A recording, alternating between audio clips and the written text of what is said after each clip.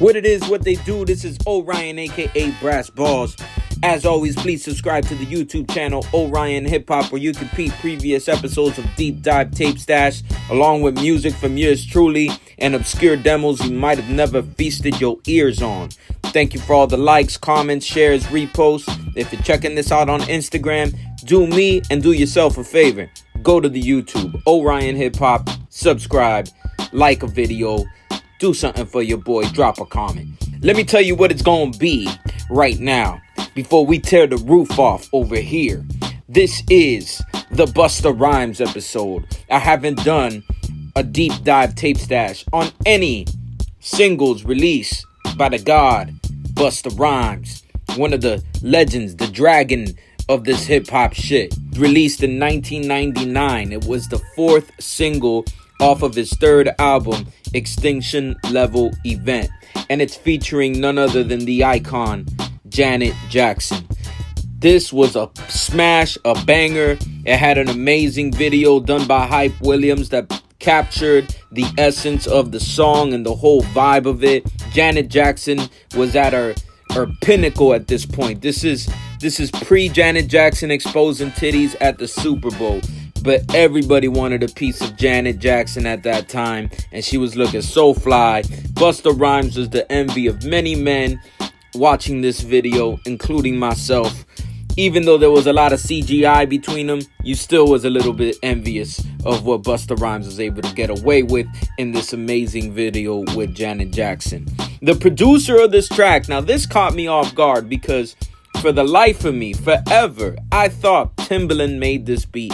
It's got that, like, you know, the birds chirping thing going on. It's got like the drums, hip hop skippity bopping all over the place and shit that Timbaland was most known for in that era. So I completely thought this was a Timbaland beat, but it is not. This was produced by Darrell, Delite, Allamby. So it was produced by him and somebody else by the name of Dickerson. It looks like they were a production duo. They did various works together, including producing later for Too Short on the album Can't Stay Away. Darrell, Delite, Allamby has a lot of R&B credits to his name. LSG, Ray J, Allure.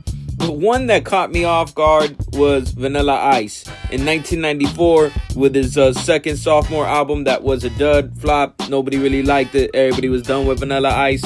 He apparently played keyboard on a couple of tracks. Hit 'em Hard, I Get Down, and one called Oh My Gosh. I was curious as to why they titled it Oh My Gosh, and when I went to it, what's interesting is that they have a guy that sounds kind of like Busta Rhymes saying oh my gosh. Oh my gosh. And everybody knows Tribe Called Quest, Oh My God, and when they sampled Busta saying oh my God. And this is oh my gosh. Go check it out. Do yourselves a favor on YouTube. It's worth a little listen and shit. For shits and giggles, you know. Humor your boy. The B side of this is Tear the Roof Off, produced by Swizz Beatz. I gotta be honest with you. I wasn't a big Swizz Beatz fan. A lot of the stuff coming out of the Rough Riders camp was cool, and there's a lot of gems that Swizz released, but there's a lot of misses for me with Swizz Beatz. And Tear the Roof Off, for the most part, I think is dope because of the energy that Busta gives it.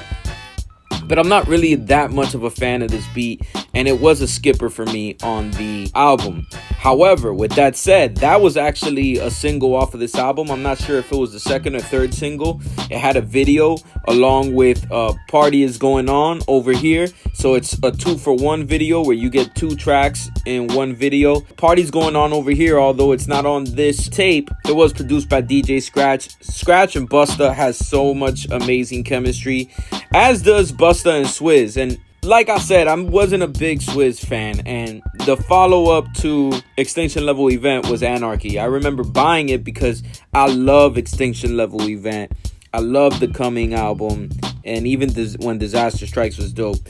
And to my memory, a lot of Anarchy was produced by Swizz Beatz, and I really wasn't feeling Anarchy at all. I think it was one of Busta's first, like, kind of major failures, if you will. But Extinction Level Event is, in a lot of people's eyes, a classic. It's got banger after banger. Everybody Rise. The title track, Extinction Level Event, is a banger.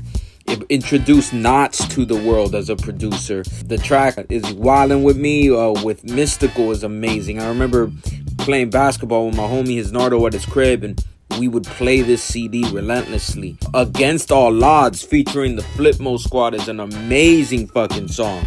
And when I was researching this episode a little bit, much to my surprise, I thought Nottz produced Against All Odds. And maybe he really did, because I looked on Discogs, and on Discogs, they're crediting the production of Against All Odds to Jamal. That's right, Jamal from Def Squad, Jamal from Illegal. I never even knew this cat made beats. He only has one production credit to his name, and that's this one. This is an incredible beat. I'm telling you, this has to be a mistake. This has to be Nottz production. But anyways, Against All Odds is really fucking dope track. And I'm only talking about it because it was on the Extinction Level Event album. You know, a theme that Busta Rhymes had going on in the 90s was, you know, the 2000 hitting and how it was going to be the end of the world. Well, he was a little wrong on that, but he was right on a couple of things. Number one, the album cover for Extinction Level Event with the explosions going on in what appears to be Manhattan. Although, you know, you can look at Wikipedia, they credit it with movies like Armageddon and Deep Impact that were going on at that time. You know, less than 2 years later, you got 9/11 happening. And then even on Against All Odds, the man says a terrorist flying a plane into a building in the name of Allah. Dude, 2 years before, that's pretty prophetic, bro.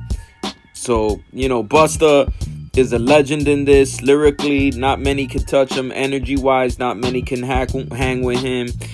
He's one of the only MCs I still haven't seen live, so I do need to see Busta Rhymes live in concert, you know, before it's too late. You feel me? The tape itself and my critiques on the actual media of the tape, and where I think Elektra gave us a you know, the short end of the stick, if you will, is they only put the LP version of what's it gonna be and the LP version of Tear the Roof Off. Man, y'all could have done a little bit more. Y'all could have given us Everybody Rise or Against All Odds on the B side. The music industry in 1999 really started shitting on people that were buying tape singles. Like, they were not giving you a lot in most cases. So it's unfortunate, but especially in the hip-hop world, it became kind of like a VIP thing. If you purchased in the single and you ain't getting a bottle at the VIP table, you know, you ain't getting anything good. You just gonna get 2 tracks, 1 track sometimes, and that's it. So it is what it is. We're past that era. You know what it is. Extinction Level Event 2 was released in 2000. Shout out to Busta Rhymes, still doing his thing. That album is actually pretty sick. So don't sleep on our legends. Go check out their new material and their older material. It's well worth it. This is Orion, aka Brass Balls, signing off. Glad y'all dug this one. Peace.